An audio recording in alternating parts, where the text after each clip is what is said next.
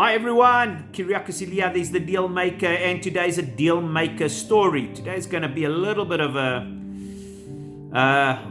you're going to be surprised that it happens, but it does happen. So, basically the story goes as follows. I was looking to expand my business at that time, my pool table business, and before I had started, the biggest guy in my area, his name was Costa, and his business was called Costarama. He would actually start from Bloemfontein, right? You'd find his machines right nearly to Cape Town.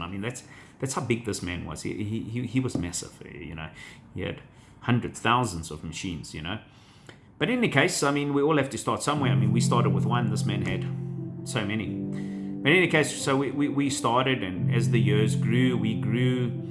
And I remember the one time asking him, would he be interested in selling a portion of his business? He said to me, give it some thought.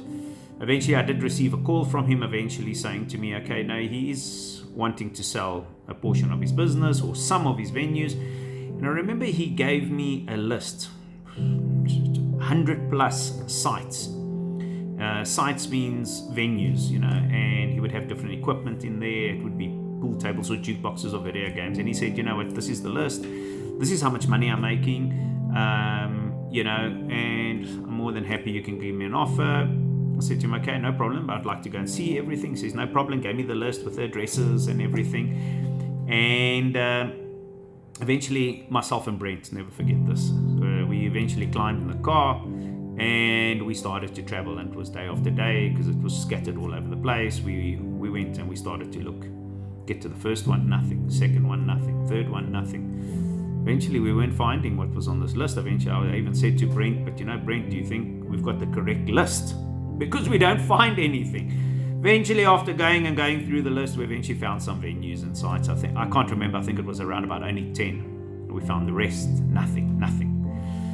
Eventually, I needed to go back to this guy. Now, this guy he's a Bloemfontein person. If you go into town, he's got a massive building. It's called Costarama. It's full of games, venues, very busy place. I haven't been there for years, but that's basically where he's actually established. I don't think he does any more out of town. I'm not too sure. I know he's got now, his store is obviously got much older.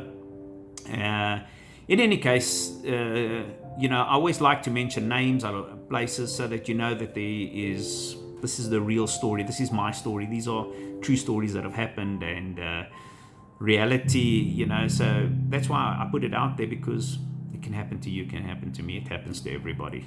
Some other time somebody will have faced some sort of situation like my story. So it goes as follows.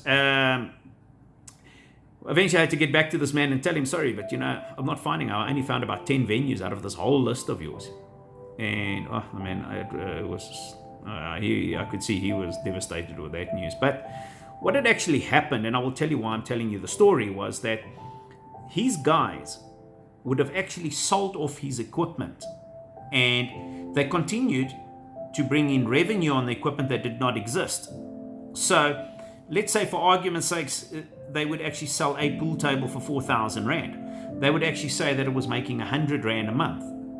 So they would be selling and showing income, and this probably went on for many, many, many, many months. And eventually they actually sold such a big portion of his business that they pocketed all that money. So they were showing revenue the whole time with equipment that did not exist. Now, I'm going to tell you, you think that this is a unique story.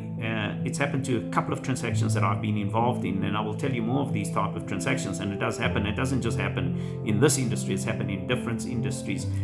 And I'll tell you how I was involved in other stories. So in any case, there was no business, or there was none of these specific sites left.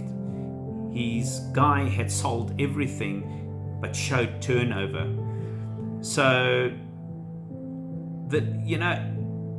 what I learned out of that was that you need to be on top of your business. You need to know what's going on in your business. You don't have to believe everything that people are telling you. You need to always go and look at it and understand it, because sometimes you're not making the money that you think you are making. And if you leave it in other people's hands, you might just wake up one day and be surprised. And this is what happened to this guy.